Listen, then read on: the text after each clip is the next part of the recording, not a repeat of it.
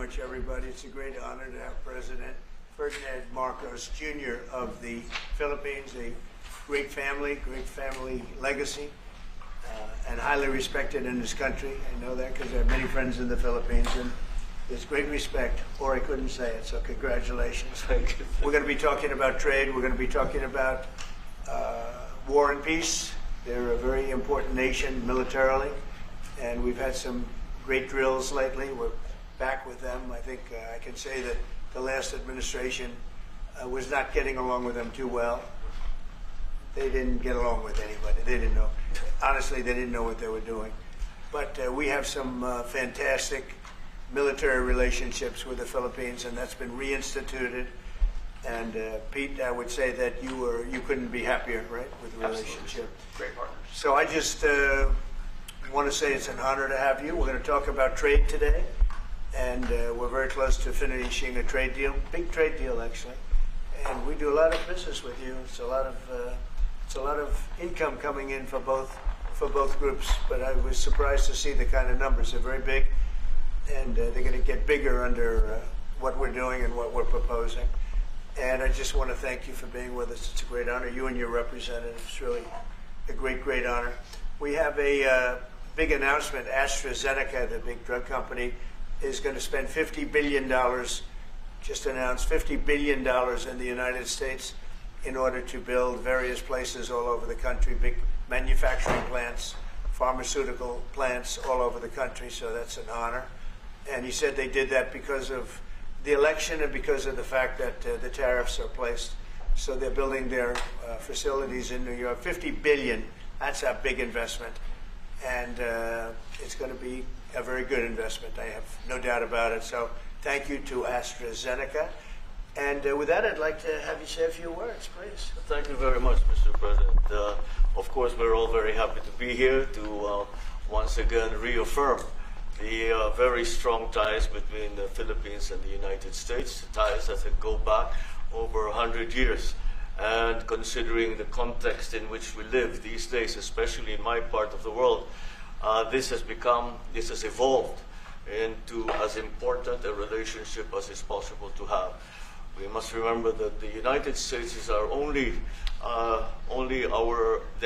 treaty partner in the Philippines, and that has stood us in good stead over the years,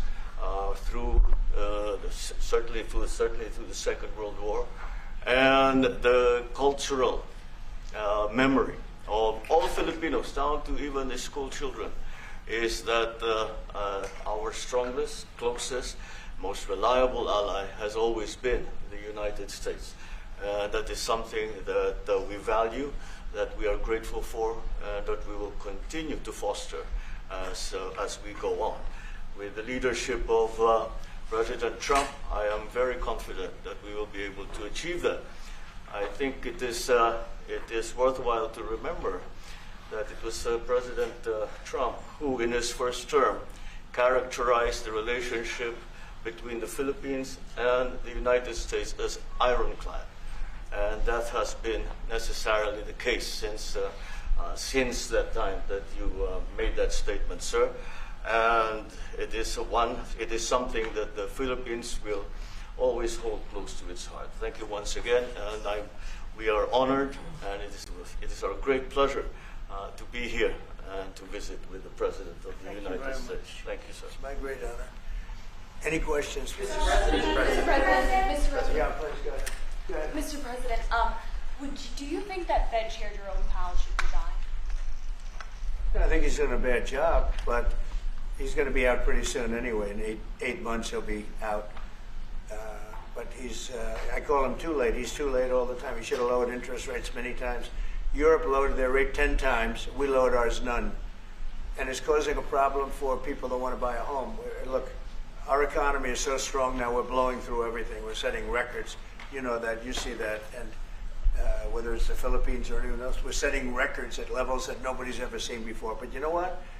People aren't able to buy a house because this guy is a numbskull. He keeps the rates too high, and probably doing it for political reasons. The only time I remember him cutting rates, I mean, he cut the rates just before the election to try and help Kamala or whoever he was trying to help. He probably didn't know.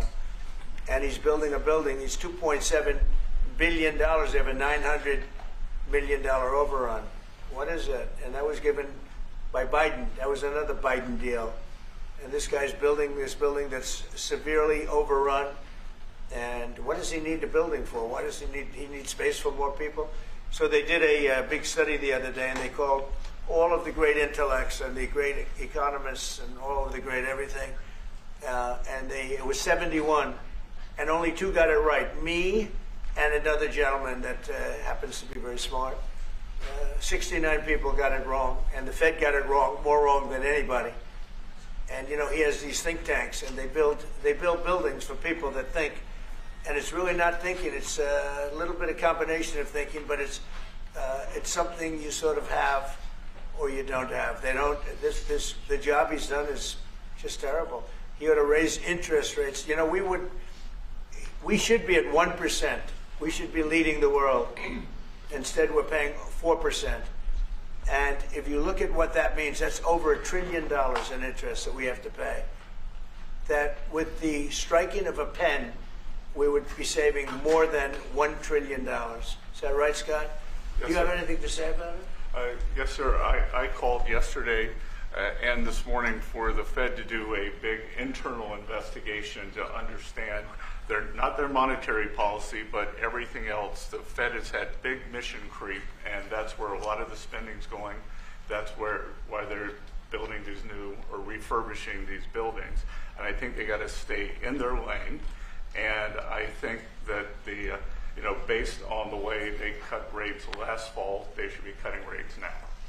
It's inconceivable, I know the Fed very well, that they can be spending $2.7 billion to build a building. They don't do anything. It's the greatest job. You show up one day, a half a day, you make a little speech, the economy's doing well, the economy's not doing well, we're going to raise interest.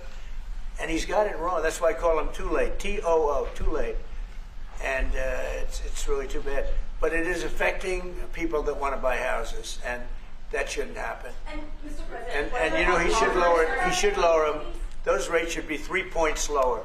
That's what they should be, 3 points lower, maybe more than that. Mr. President, I would like to ask both of you Yes. one question. Mr. President Marcos, next year, Philippines is going to be the rotating chair of ASEAN.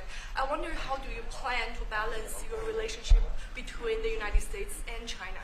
And for President Trump, Kremlin yesterday said if you are going to Beijing in September, they wouldn't rule out a meeting between you and President Putin. Is such a meeting possible? And how soon do you plan to visit China? Well, we have a lot of meetings possible. President Xi has invited me to China, and we'll probably be doing that in the not too distant future. A little bit out, but not too distant. And I've been invited by a lot of people, and we'll make those decisions pretty soon. Please. Well, as you say, we are chairing ASEAN for 2026.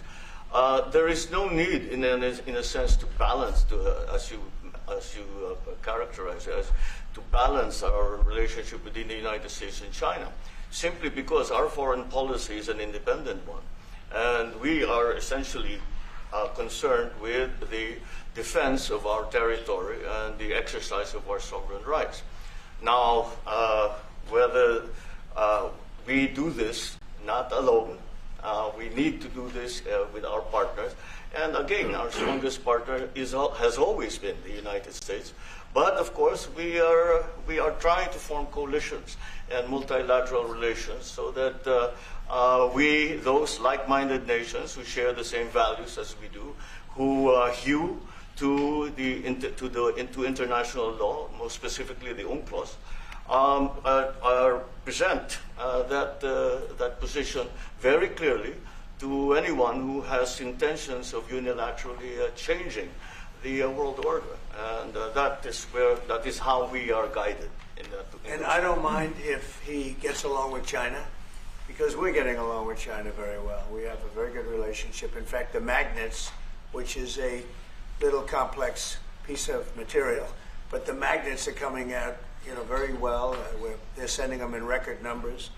We're getting along with China very well, and I don't mind if the president dealt with China, if that's meant, because I think he has to do what's right for his country. I've always said, make the Philippines great again. Do whatever you need to do, but you're dealing with China wouldn't bother me at all. Well, now it is something that we have to do in any case. Yeah. And certainly. Mr. President, do you support the Justice Department seeking a new interview with Ghislaine Maxwell, and did you urge the Attorney General to seek one? I don't know anything about it. They're going to what? Meet her? Your Deputy Attorney General is reached out to Ghislaine Maxwell's attorney asking for a new interview. Yeah, I don't know about She it, has but said- I think it's something that sounds appropriate to do. Yeah. Do you have any concern that your Deputy Attorney General, who's your former attorney, would be conducting the interview, given your No, your no. past relationship? He's a very talented person. He's very smart. I didn't know that they were going to do it. I don't really follow that too much. It's sort of a witch hunt, just a continuation of the witch hunt. The witch hunt that you should be talking about is they caught President Obama absolutely cold, Tulsi Gabbard. What they did to this country in 2016, starting in 2016, but going up to 2020 in the election. They tried to rig the election, and they got caught. And there should be very severe consequences for that. When we caught Hillary Clinton, I said, you know what? Let's not go too far here. It's the ex-wife of a president, and I thought it was sort of terrible. And I let her off the hook, and I'm very happy I did. But it's time to start, after what they did to me, and whether it's right or wrong, it's time to go after people. Obama's been caught directly. So people say, a group. It's not a group. It's Obama. His orders are on the paper. The papers are signed. The papers came right out of their office. They sent everything to be highly classified. Well, the highly classified's been released. And what they did in 2016 and in 2020 is very criminal. It's criminal at the highest level. So that's really the things you should be talking about. I know nothing about the other, but I think it's appropriate that they do go. May I ask you about that, Mr. President? Tulsi Gabbard has submitted a criminal referral to the Department of Justice. From your perspective, who should the DOJ target as part of their investigation? What specific figures in the Obama administration? Well, based on what I read, and I read pretty much what you read, it would be President Obama. He started it. And Biden was there with him, and Comey was there, and Clapper. The whole group was there. Brennan, they were all there in a room. Right here, this was the room. This is much more beautiful than it was then, but that's okay. I have nice pictures up that came out of the vaults. They were in there for 100 years. This is much more beautiful. We have the Declaration of Independence now in the room, which wasn't here. I guess people didn't feel too good about putting it here, but I do. But you know what? If you look at those papers, they have them stone cold, and it was President Obama. It wasn't lots of people all over the place. It was them too. But the leader of the gang was President Obama, Barack Hussein Obama. Have you heard of him? And except for the fact that he gets shielded by the press for his entire life, that's the one they... Look, he's guilty. It's not a question. I like to say, let's give it time. It's there. He's guilty. This was treason. This was every word you can think of. They tried to steal the election. They tried to obfuscate the election. They did things that nobody's ever even imagined, even in other countries. You've seen some pretty rough countries. This man has seen some pretty rough countries, but you've never seen anything like it. And we have all of the documents. And from what Tulsi told me, she's got thousands of additional documents coming. So President Obama, it was his concept, his idea, but he also got it from crooked Hillary Clinton. Crooked is a $3 bill. Hillary Clinton and her group, the Democrats, spent $12 million to Christopher Steele to write up a report that was a total fake report. Took 2 years to figure that out, but it came out that it was a total fake report. It was made up fiction. And they used that. The one thing they weren't able to do was and probably the only thing I respect about the press in years is the press refused to write it before the election. They refused to put it in. The Steele report was a disaster. all lies, all fabrication, all admitted, an admitted fraud. She paid $12 million, and the Democrats, for that report to a wise guy named Christopher Steele. He wrote a phony report, and they wanted to get that report in before the election. And I'll tell you what, I talk about all the time, the fake news, how bad it is. But in this case, they wouldn't do it. They saw it, they read it, and they said, we don't believe it. And it was only after, substantially, like a month and a half after the election, that it got printed, and it was a big wisp. It was just like a bang of nothing, because the election had ended. If that report had gotten published by the New York Times or somebody, and I respect the Times for maybe only this, because they're crooked as you can be. They're a terrible paper, a crooked, corrupt paper. But for this one moment, they said, this is bullshit, we can't put this in. And neither could any other paper. Wall Street Journal's a lousy paper, very, very dishonest paper. As you see, I'm suing them for a lot of money because they do things very badly. It's got a nice name, but it's really, in my opinion, it's a terrible paper. And it can be corrupt. But just so you know, they didn't take the Steele report. It was the dossier. Remember the famous dossier? I called it the fake news dossier. The news wouldn't publish it. And I'm amazed. They had 2.5 months. It was finished. 2.5 months. That was supposed to be what was going to happen. And it got published a couple of months after the election. And frankly, nobody cared too much about it. But that was a big thing. No, we caught Hillary Clinton. We caught Barack Hussein Obama. They're the ones. And then you have many, many people under them. Susan Rice. They're all there. The names are all there. And I guess they figured they're going to put this in classified information and nobody will ever see it again, but it doesn't work that way. And it's the most unbelievable thing I think I've ever read. So you ought to take a look at that and stop talking about nonsense, because this is big stuff. Never has a thing like this happened in the history of our country. And by the way, it morphed into the 2020 race. And the 2020 race was rigged, and it was a rigged election. And because it was rigged, we have millions of people in our country. We had inflation. We solved the inflation problem. But millions and millions of people came into our country because of that. And people that shouldn't have been, people from gangs and from jails and from mental institutions, people that we don't want in our country, people that we're getting out, dangerous people. 11,888 murderers, many of them 50%, more than 50%, murdered more than one person. I hate to say this with such a distinguished guest, but you know, they asked me a question. I got to answer the question. No, Barack Hussein Obama is the ringleader. Hillary Clinton was right there with him, and so was Sleepy Joe Biden, and so were the rest of them. Comey, Clapper, the whole group. And they tried to rig an election, and they got caught. And then they did rig the election in 2020. And then because I knew I won that election by a lot, I did it a third time, and I won in a landslide. Every swing state won the popular vote. But I won that all the same way in 2020. And look at the damage that was caused. How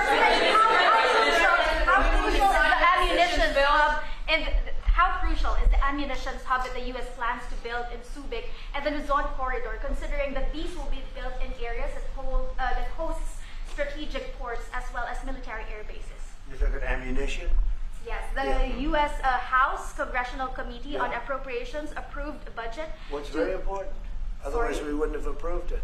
Sorry? Yeah, it's very important. Otherwise, we wouldn't. We need ammunition. We're going to end up in a few months, we'll have more ammunition than any country has ever had. We're going to have more missiles than any country has ever had. We're going to have all the speedy missiles. We'll have the speedy ones, the slow ones, the accurate ones, the ones that are slightly less accurate. We have everything. But we will have more ammunition than any country has ever had. It's very important to me. And how Go ahead, please, Red. Sir, when you say that you're close to making a trade deal, what gaps remain? And for President Marcos, sir, I was just wondering, do you not think that perhaps the Philippines hosting U.S. missile systems could be considered escalatory by China, especially because they can strike deep into mainland China? Thank you. Well, it's an honor to be with this gentleman. You know, I've known him, and I've known his family, actually, but I've known him. And I assume you're from the Philippines? Are you from the Philippines? Yes, sir. It's good.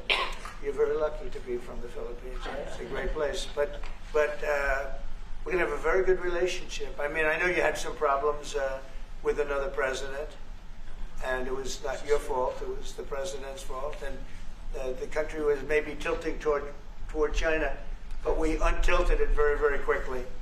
But you know, you had a country that was tilting toward China for a period of time, and I just don't think that would have been good for you. You can deal with China, you should deal with China, but when I got elected, everything changed, and they came right back to us. President Trump, My question to President Marcos. Sorry. Say it again. Yeah, Brian, go ahead. Oh, Mr. President, I just wanted to piggyback off Sorry, I have housing. a question to President Marcos. I'll let the Yes, president yes. first. I'm sorry, what was the question again? It was about whether having U.S. missiles hosted in the Philippines could be considered escalatory by China. All of what we consider part of the modernization of the Philippine military is really as a response to the circumstances that surround the situation around the South China Sea and now what we used to refer to as Asia Pacific, which we have expanded now to the Indo-Pacific. And if we would certainly, like in any kind of military spending, we would wish that it wasn't necessary, but it is. And so that is what we are doing. And as an adjunct to the question about the ammunition production, this is actually the United States is assisting the Philippines in what we call our self-reliance defense program, which is to allow us to be self-reliant and to be able to stand our own 2 feet, whatever the circumstances that occur in the future. And the reason that we have encouraged more interaction with the United States is because it is necessary. And it is not just with the United States. It is with all our neighboring countries and even countries as far afield as the Scandinavian countries, the EU. And so this is an ongoing process. And again, I will stress the point that we do this because we feel it is necessary. Don't forget, just as tantamount to what you're asking, the Philippines were loaded up with ISIS and a lot of terrorists, and they were at a very, very dangerous point. And during my administration, we went in and we wiped them out, working with the Philippines, but we wiped them out. But if we didn't go in, I don't know what would have happened. I don't know who would be your president right now. But we spent a lot of time and a lot of talent on going into the Philippines and wiping out terrorists. They had a tremendous problem during my administration. And we cleaned it up, we got them out, and now you really have a good, solid country again. I believe so, yes. How can you make Mr. President, I wanted to follow up on the housing question. Yeah. You've got no tax on tips, no tax on overtime, no tax on Social Security. How important is it we have no tax on home sales, capital gains, to unleash the housing market in this country? Well, we're thinking about that, but would also unleash it just by lowering the interest rates. If the Fed would lower the rates, we wouldn't even have to do that. But we are thinking about no tax on capital gains on houses. And very impressed that you asked that question because nobody knew that. Well, how did you find that out? That's very. I wonder why there's somebody I'm very close to. There's a leaker. There's a leaker. I've also got a question. I find it a very interesting world that we know more about two people at a Coldplay concert just hours after that viral video than we know of Thomas Crooks 1 year after attempting to assassinate you. What is holding back the investigation on Thomas Crooks? Well, they've reported to me and they've told me things, and they really say they haven't found anything that was abnormal. I would say this: the Secret Service was very brave because they were right there and they jumped on me. They made a mistake. They should have had somebody on that roof, and they should have had communication with the local police, who also, they did a very good job, but they made some mistakes, and we have a whole different group of people now. I don't think anything can happen, but I think we have the best people anywhere in the world right now, and I think they've learned. And they went into him very, in great detail. They gave me the whole thing, and what can I do? They say that it was just a nut job that was looking to do this, and I spoke with the FBI, the new FBI. I spoke to the FBI, who was the old FBI, I wouldn't have believed a thing they said, because the old FBI under Comey was crooked as hell. He was one of the most crooked. Everybody should read the Horowitz report. Unfortunately, Bill Barr didn't use it. But the Horowitz report, not appointed by me, it was a report on Comey and the FBI. It is one of the worst shots at a human being I think I've ever seen. In fact, the New York Times did an editorial that was one of the worst editorials I've ever seen about anybody. That was about Comey. You ought to go back and get, and Barr didn't use it because he didn't have the guts to use it, or something happened. I don't know. Too bad. He went to Mr. Durham. Instead of doing the Durham, all they had to use is the Horowitz report. And I always felt badly for Horowitz, frankly, because he's a Democrat, I guess. He was appointed by a Democrat. But that report has gotten lost, and it shouldn't be lost. You should all go back. It should be mandatory reading. Go back and read the Horowitz report on Comey and his cronies. And you'll see exactly, we're going to add that to all the stuff that we found. It just confirms it. But what we found is even more so. Now, we found absolute, this isn't like evidence, this is like proof, irrefutable proof that Obama was seditious, that Obama was trying to lead a coup, and was with Hillary Clinton, with all these other people, but Obama headed it up. And, you know, I get a kick when I hear everyone talks about people I never even heard of. It was this one. No, it was Obama. He headed it up. And it says so right in the papers. Got everything. Got everything. This is the biggest scandal in the history of our country. And it really goes on to even the auto pen, because it all relates to the same thing. It all started the same sick minds. You have an auto pen, which is a tremendous, well, we don't have a president, we have an auto pen that signs everything. I'll bet you sign everything. You don't have auto pens. Everybody, who doesn't sign? You're the president of a country. But it's all that whole thing, leading right up to the end of it is the auto pen. And the auto pen was used by people, and Biden knew nothing about it.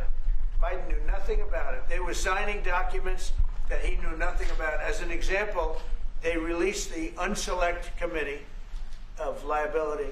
The Unselect Committee spent 2 years grilling everybody, and then they destroyed all the evidence. You know why? Because the evidence made them guilty, and he gave them all a pardon. The Cheney, all the scum that was on the Unselect Committee, Cryan, Adam Kinzinger, and Democrats, and he gave them a pardon. Do you have something else? Go ahead. I was just going to add one more thing on Adam Schiff.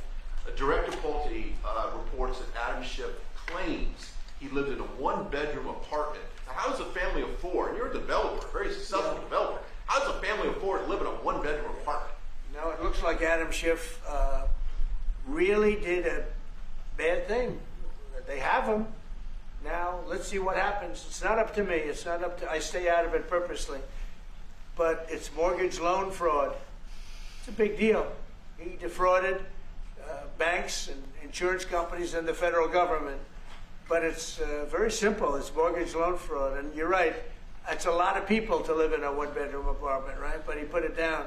But he has a lot of other things far worse than that. So, no, Adam Schiff, they have him 100% on mortgage fraud. Now, if there's anybody else in this room except you would have no problem. But anybody else in this room, you'd have a problem. I'd have a problem. Yeah, please. So there was a hearing yesterday in the Harvard case. Would you allow Harvard to get their federal dollars back as a part of any agreement with the administration? No, I'm not giving. Harvard's been given $7 billion. Can you believe it? By the Fed, $7 billion, and we want money to go to all universities, not Harvard. Harvard got more than anybody else. They have $52 billion. They get huge tax incentives and tax breaks on that $52 billion. But they have $52 billion, and they got $7 billion over a short period of time. And we have a very hostile judge appointed by Barack Hussein Obama, a very, very hostile judge who knows exactly right from wrong. But you know, we expect to win it on appeal. She hasn't given a decision yet, but she's very hostile, and she was put by Barack Hussein Obama. And generally speaking, anybody that does that, we're going to have problems with. So we don't expect to have. We won the case yesterday. Anybody that was there, that was a neutral would say we easily won the case. But a lot of the case, and a big part of it's going to be how much money Harvard gets in the future. That's not part of the case, and they're not going to get very much. Mr. President, where are we in terms of negotiating about the reciprocal tariff? How far are we? With who? With the Philippines. Yes, sir. How far Are you from the Philippines? Yes, sir. I'm Good. from the Philippines. How far are we from achieving Well, free it's tough. trade? He's a very tough negotiator. So far, we're not there because he's negotiating too tough. In fact, I used to like him better than I do now. He's too tough. But we'll probably agree to something. But he's strong, a strong negotiator. He loves your country. Mr. President, Mr. President, When are you coming to No, the no, Philippines, please. sir? you talk a lot about the severe consequences that those who are involved in the Russia hoax must face. In your view, sir, what are the next steps now that these documents are out there? Well, the Justice Department would have to act. And we have a very competent, very good, very loyal to our country person in Pam Bondi, very respected. And it's going to be her decision. Just a follow-up to that, sir. Christy Nome is in New York City visiting an off-duty CBP officer who was allegedly shot this weekend by an illegal alien who came into the country during the previous administration. Right. What is your message to any local leaders who continue to push sanctuary city policies after this nearly tragic incident? So the only thing I don't understand, because you like to understand things and we're all smart people and all, but why would they allow 21 million people into our country, unvetted, unchecked? You don't allow it. You wouldn't allow people then. He's tough. No, the country's run properly. Biden and his group of thugs, and I don't think it was Biden, I think it was the people that surrounded that beautiful Resolute desk right behind you. They allowed 21 million people, probably much more than that, and many of them came from jails and gangs and drug dealers and mental institutions, insane asylums. Many of them are very sick. 21 million, probably 25 million, probably even more than that. And we're getting them out. Many were murderers, as I said. They killed people. Many killed more than one person. Stone cold murders. I don't understand why they would have allowed that. There's only two reasons. The vote. Is there one voters? It's one reason. I don't think they would have done it for that because they cheat. You know, they're so good at cheating, they don't need that. But the vote, and the second reason is they hate our country. I think they hate our country. I actually do. And it's the biggest problem. I mean, much of our time is spent with, you know, we have the strongest border anywhere in the world now. Maybe even stronger than your border, if you can believe it. We have no people came in last month, 0, which is pretty amazing. I'm not even sure I can believe that. But liberals are the ones that do that calculation. So, but we had no people come in. A year ago, we had hundreds of thousands of people come in. Hundreds of thousands of people. And they flowed in. And if it wasn't for the election, it would have been millions of people came in last year. So millions of people prior to election time, they allowed millions and millions of people to come into our, I mean, you saw it. They'd open the gates. If you took an Alabama-LSU football game that holds 128,000 people, I was there, 128,000 people, and I liked them and they liked me. But if you took that and doubled it, that's what used to flow into our country on a daily basis. It's not even believable. And we're getting them out, and we're starting with the worst ones. And we had a man shot yesterday, a police officer who's a great gentleman, shot right here in the throat. Probably won't be able to speak again.